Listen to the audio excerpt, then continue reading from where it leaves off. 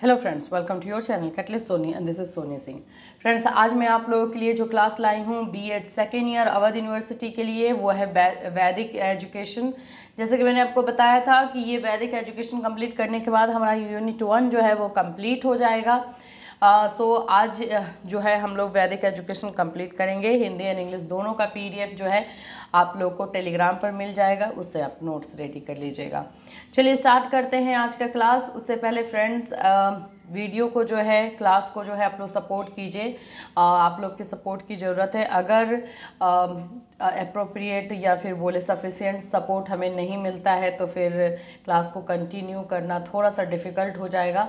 इसीलिए आप लोगों के कहने पे ही ये क्लास लाया गया है, तो इसे सपोर्ट कीजिए ताकि हम आगे कंटिन्यू करें और आपका ये सेशन, ये ईयर भी कंप्लीट हो और आप लोगों को प्रॉपर जो है क्लास मिले।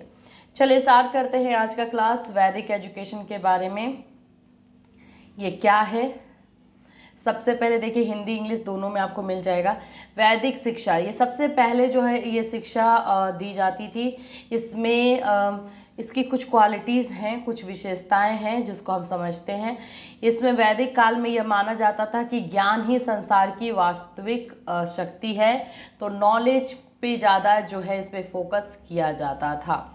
वैदिक शिक्षा सांसारिक और परलोक जीवन के बाद दोनों की पूर्ति करती थी। देखिए, वैदिक शिक्षा में जो है अभी का टाइम, यानी कि जो आप सांसारिक जीवन में है वो, और साथ में साथ जो है ऐसे जो हम लोग परलोक की बात करते हैं कि इसके बाद भी, इस दुनिया के बाद भी एक दुनिया एग्जिस्ट करती है, दोनों के बारे में जो है बोला जाता है कि जो वैदिक शिक्षा है उनकी ज़रूरतों की पूर्ति करता है। इसलिए इसे अक्सर मनुष्य की तीसरी आंख कहा जाता है। एजुकेशन को वैदिक काल में मनुष्य की तीसरी आंख कहा जाता है और ये बोला जाता था कि ये शिक्षा जो है लेना कंपलसरी है और ये सभी के लिए जो है दिया जाता था। वैदिक एजुकेशन में एक और मैं बात बता दूं कि यहाँ पे पार्शलिटी नाम का कोई चीज़ नहीं था। जैसे कि इसके जस्ट कुछ दिन ये चलने के बाद जो है ब्राह्मण शिक्षा जो स्टार्ट हो गई, जिसमें पूरे मनुष्य जाति को जो है 4 वर्गों में डिवाइड कर दिया गया, जिसमें बांट दिया गया। उसी टाइम से ये जो जाति का जो चीज़ है वो स्टार्ट हुआ, जिसमें आप बोले तो ये 4 कैटेगरी थे: ब्राह्मण, क्षत्रिय एंड वैश्य एंड शूद्र। तो जो ब्राह्मण, क्षत्रिय और वैश्य थे, इनको category wise and orderly divide किया गया कि जो सबसे पहले जो होगा, सबसे नंबर 1 जाति का जो लोग कहलाएगा वो ब्राह्मण कहलाएंगे, फिर उसके बाद क्षत्रिय होगा, उसके बाद वैश्य होगा, और शूद्र को जो है सबसे नीचे रखा गया। और ऐसा बोला गया कि इनको ना ही शिक्षा लेने का हक है, ना ही जो है इन लोगों को कोई भी अपना बिजनेस करने का, मीन्स सारी चीज़ों से, सारी फैसिलिटीज से जो है उन लोगों को अलग कर दिया गया। फिर उसके बाद से उन लोगों का, और यहाँ से जो है काम भी डिवाइड किया गया। सिर्फ और सिर्फ जाति का यहाँ से स्टार्ट नहीं हुआ, यहाँ पे पर्टिकुलर हर एक जाति के लिए जो है काम भी डिवाइड कर दिया गया। ब्राह्मण जाति के लोग को ये बताया गया कि ये जो है पोथी पत्रा, ये सब जो भी पहले के हमारे पवित्र ग्रंथ है उसका जो है वो पढ़ेंगे और उसका नॉलेज जो है बाकी लोगों को देंगे। मंदिरों में पूजा करने का हक, बाकी सभी जो ये बोल सकते हैं उच्च स्थान की जो चीज़ें हैं वो ब्राह्मणों ने खुद, ब्राह्मण की कैटेगरी में आया। दूसरे में क्षत्रिय, जिनको ये बोला गया कि ये प्रोटेक्ट करने वाले हैं, तो ये सभी जातियों का जो है प्रोटेक्शन करेंगे, लड़ाई युद्ध ये सारी चीज़ें जो है ये करेंगे। तीसरा जो आया वो वैश्य, जिसको बताया गया कि ये व्यवसाय यानी बिजनेस करेंगे, पैसा कमाएंगे इस तरह से। और शूद्र को जो है दास के रूप में नौकर बना करके रखा गया कि इन लोगों के, इन जाति के लोग जो है सिर्फ और सिर्फ नौकर का काम कर सकते हैं, इनको आगे ना बढ़ना है, ना पढ़ना है, ना ही कोई काम करना है अगर ये चाहे तो भी। अब उसके बाद एक और चीज़ ये हुई कि ये सारे जो कैटेगरी डिवाइड किया गया, अब जैसे जैसे जनरेशन आगे बढ़ता गया, वो एक जनरेशन से दूसरे, दूसरे से तीसरे जनरेशन पर जो है थोपा जाने लगा, उसको ट्रांसफर किया जाने लगा कि तुम अब भाई शूद्र में हुए हो तो तुम्हें यही करना है, तुम्हें आगे यही करना है। तो यहाँ से जो है वैदिक शिक्षा कुछ दिन चलने के बाद, कुछ साल, कुछ जो है वर्षों तक चलने के बाद जो है ये जो बोल सकते हैं कि अभी भी हमारे समाज में जो एक विराजमान, एक बोल सकते हैं काला धब्बा है, कलंक है, वो चला आ रहा है और इस वजह से जो है वो स्टार्ट हुआ। अब ये हुआ तो उसके बाद इसलिए बोला जाता है वैदिक युग जो था, जो वेदों का जो युग था, वो बहुत ही प्योर, पवित्र एंड इम्पार्शल था, किसी के लिए पार्शलिटी नहीं थी। इवन स्त्री शिक्षा भी पूरी तरीके से विराज थी उसमें। जितना जो है मेन को एजुकेशन के लिए हक था, उतना ही जो स्त्रियों को था। उसमें किसी भी तरह का जो है पार्शलिटी या पक्षपात किसी भी इंसान के साथ नहीं था। ठीक है, तो ये दो हुए। तीसरी विशेषता है, यह माना जाता था कि शिक्षा या विद्या से मोक्ष की प्राप्ति होती है और दैनिक जीवन में आने वाली कठिनाइयों को दूर करने में मदद मिलती है।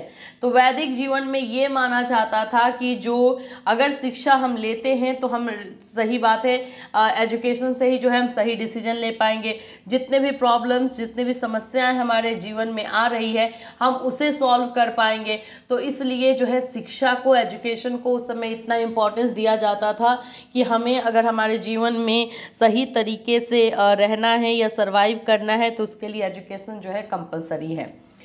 अब फोर्थ नंबर जो इसका कैरेक्टरिस्टिक है, इसका उद्देश्य जीवन के 4 उद्देश्यों यानी धर्म या कर्तव्य, अर्थ या वित्त, काम या तरप या मोक्ष या मुक्ति और जीवन के 4 चरणों यानी कि ब्रह्मचर्य, गृहस्थ, वानप्रस्थ, संन्यास के अनुसार शिक्षित पुरुषों को करना था। अच्छा, उस समय कैटेगरी भी डिवाइडेड थी, लेकिन ये कैटेगरी डिवाइड था आपकी इच्छा पे कि आप क्या करना चाहते हो। अब ऐसा नहीं है कि एक घर का जो है बच्चा वो ब्रह्मचर्य का पालन कर रहा है तो दूसरे को भी वही करना है। यहाँ पे 4 तरह के जो है कैटेगरी, चरण बना दिए गए थे। एक जो ब्रह्मचर्य, जो कि गृहस्थ जीवन में नहीं जाएंगे और सिर्फ पूजा पाठ और अपने ज्ञान को बढ़ाना, तपस्या करना, उसमें रहेंगे। गृहस्थ जो थे वो अपनी फैमिली लाइफ को चलाना, जो फैमिली लाइफ चलती है उसको चलाने के लिए थे। इसी तरह से इन 4 कैटेगरी को बांटा गया था। ऊपर अगर हम देखें तो इसके उद्देश्य क्या थे, या धर्म और कर्तव्य, या तो धर्म का जो है नॉलेज लीजिए, या अपने ड्यूटीज, अपने कर्तव्य जो अपने आपके गृहस्थ जीवन या फिर आपके लिए जरूरी है, जो आपके लिए जो है कंपलसरी है, उसको पूरा कीजिए। अर्थ या वित्त यानी कि आप जो है, जो वित्त का मतलब फाइनेंस से है यहाँ पे, पैसे और इन सभी चीज़ों के लिए जो है अपना ये अपने फैमिली को चलाने के लिए उसका आप जो है जुगाड़ कीजिए। फिर इस तरह से इन 4 कैटेगरी को बांटा गया, 4 उद्देश्य उन 4 कैटेगरी में, और इस तरह से जो है शिक्षा दी जाती थी। अगर ब्रह्मचर्य लोग हैं तो उनकी शिक्षा अलग होती थी, गृहस्थ जीवन में जाने वाले लोगों की शिक्षा अलग होती थी, वानप्रस्थ जीवन में जाने वाले लोग को, जो कि वन जो घूमते हैं उनको वानप्रस्थ बोलते हैं, उनकी अलग होती थी। संन्यास यानी कि पूरा ये जो मोह माया है इस दुनिया की, उससे संन्यास लेके कहीं जाकर के तपस्या करते थे, उनकी शिक्षा अलग होती थी। तो इस तरह से ये शिक्षा दी जाती थी। यह संस्कृति के संरक्षण और संवर्धन के लिए था। अब ये जो शिक्षा दी जाती थी, जो संस्कृति थी, जो उस समय संस्कृति कल्चर चलता था, उनका प्रोटेक्शन और फिर नए जनरेशन को ट्रांसफर करने के लिए दिया जाता था। 6 नंबर है, यह सामंजस्य पूर्ण और संतुलित व्यक्तित्व विकसित कर रहा था, जो जीवन और क्रिया के प्रति सच्चे थे।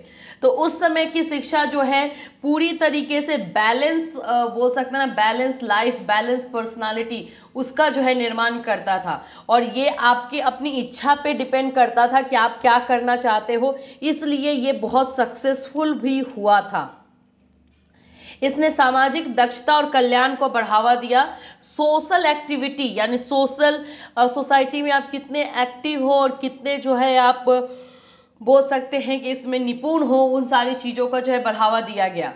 इसका उद्देश्य व्यावसायिक प्रशिक्षण के माध्यम से प्रत्येक व्यक्ति को आत्मनिर्भर बनाना था।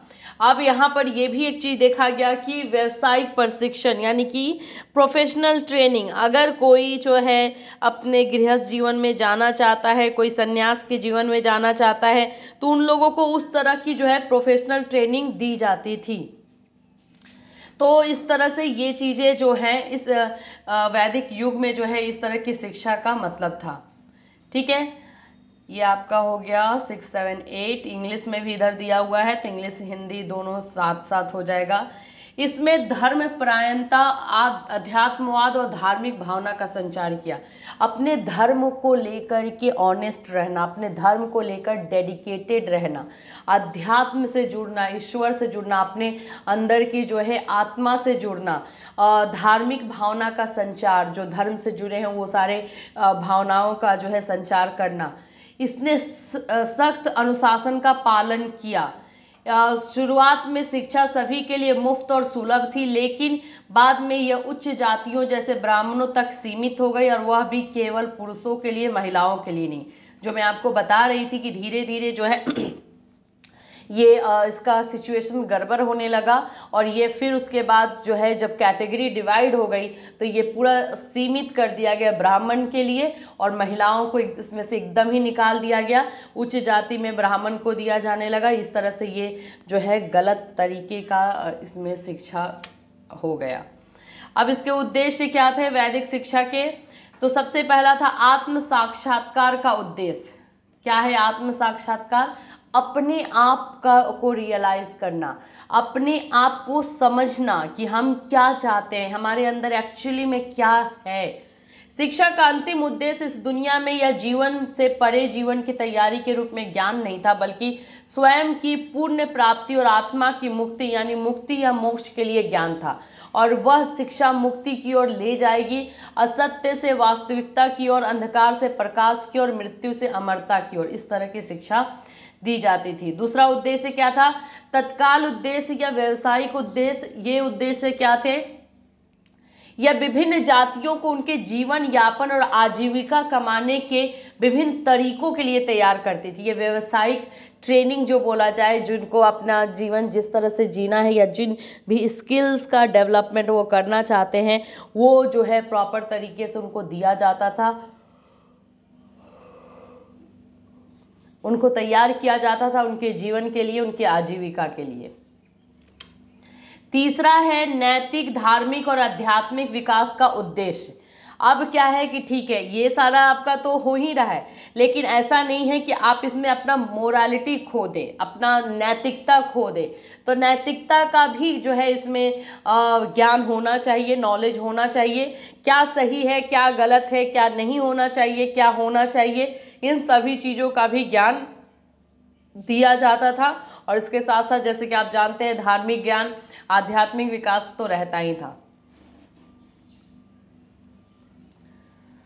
तो यह बोल सकते हैं ना कि पहले की जो शिक्षा दी जाती थी वो शिक्षा के लिए, मतलब इंसान के अंदर की क्वालिटी को निकालने के लिए। अभी की जो शिक्षा दी जाती है वो परीक्षा के लिए, सेवा के लिए, मतलब जॉब हासिल करने के लिए। इसलिए यह उस टाइम की शिक्षा जो है इतना इम्पोर्टेंट रखता था। चौथा इसका जो पॉइंट था, आत्म नियंत्रण और आत्म अनुशासन, self discipline and self control सिखाया जाता था कि हम अपने ऊपर जो है कैसे कंट्रोल कर सकते हैं, हम अपने ऊपर जो है कैसे नियंत्रण कर सकते हैं, अपने आप को कैसे डिसिप्लिन में रख सकते हैं। अब इसका करिकुलम क्या था वैदिक शिक्षा का? इसकी पाठ्यचर्या बहुत गहन थी, मतलब बहुत डीप, मतलब बहुत इंटेंसिव, बहुत सीरियस वाली थी। आध्यात्मिक और भौतिक ज्ञान को कवर करने के लिए कई विषयों को पढ़ाया जाता था। जो हमारा धर्म से, अध्यात्म से जो जोड़ता था उसके लिए अलग सब्जेक्ट थे। फिर उसके बाद जो है भौतिक यानी कि हमारे ये रियल लाइफ से जो जोड़ते थे उसके लिए अलग सब्जेक्ट थे।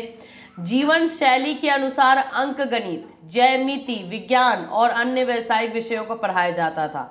और हमारा अध्यात्म के लिए वेदांग, वेद, क्षत्रिय, युद्ध, वैष्णव, कृषि, ये सारी चीजें पढ़ाई जाती थी। तो इस तरह का जो है करिकुलम था और स्ट्रांगली उसको जो है फॉलो किया जाता था। फिर इसमें है ज्यामिति का विकास हुआ और सबसे पुराना गणितीय कार्य 400 ईसा पूर्व में किया गया। शून्य की खोज आर्यभट्ट ने की। ये रहे आपको पढ़ाने का तरीका, आप देख सकते हैं कि क्या है। ये यहाँ पे वैदिक काल का मैं आपको बता रही हूँ। ये जो है यहाँ पे एक ब्राह्मण बैठे हुए हैं, एक ऋषि बैठे हुए हैं, यहाँ पे सभी बच्चों को बैठा करके जो है शिक्षा दे रहे हैं। यहाँ पर भी देखिए सभी लोग बैठकर शिक्षा ले रहे हैं, ये भी वही है, ये भी वही है, इस तरह से। और यहाँ पर आपको अगर ध्यान दे तो यहाँ पे देखिए छोटा छोटा जो है घर बना हुआ है कुटिया तरह का। तो ऐसा नहीं है कि आप शिक्षा जो है अपने घर से आकर लेते थे, नहीं, पर्टिकुलर आपको उस प्लेस में जाकर के रहना, उसी तरह से अपना रहन सहन उनके ही तरह से अपने आप को ढालना, वो सारी चीज़ें आपको करनी पड़ती थी। आप अपने घर में आराम से सोए हैं और 1 घंटा के लिए चले गए क्लास लेने के लिए, वैसा नहीं था वहाँ पे। फिर यहाँ पर आपको सामने से मैं दिखा दूँ, देखिए अगर आप ध्यान से देख रहे हो तो ये आई थिंक राजा के पुत्र लग रहे हैं थोड़ा सा, ये ब्राह्मण सारे लग रहे हैं, ये सभी ब्राह्मण हैं। तो यहाँ पर जाति पाति का भेदभाव नहीं था, सब लोग जो है मिल करके शिक्षा लेते थे और यहाँ पर बैठ करके शिक्षा दिया जाता था। अब देखेंगे तो यहाँ पे अगर हम टीचिंग मेथड की बात करें तो इसमें जो है ओरल मेथड यूज़ होता था, जिसमें कि जो भी शिक्षक जो गुरु होते थे वो बोलते थे और बच्चे जितने भी स्टूडेंट्स होते थे, छात्र होते थे, उसको रिपीट करते थे। तो इस तरह का ओरल मेथड यूज़ होता था और ये शिक्षा इस तरह की दी जाती थी। तो ये रहा हमारा वैदिक एजुकेशन। वैदिक शिक्षा आज खत्म हुई। ये हुआ यूनिट 1 का। मैं फिर से बोलूँगी, क्लास को सपोर्ट कीजिए, अदरवाइज़ थोड़ा सा दिक्कत हो जाएगा। तो क्लास को आप लोग अपने ग्रुप में, आपके अवध यूनिवर्सिटी सेकेंड ईयर के जहाँ भी स्टूडेंट्स हैं उनको आप शेयर कीजिए ताकि वो लोग भी हमसे जुड़े। चलिए फिर मिलूँगी नेक्स्ट क्लास में सेकेंड यूनिट के साथ। Till then have a nice day.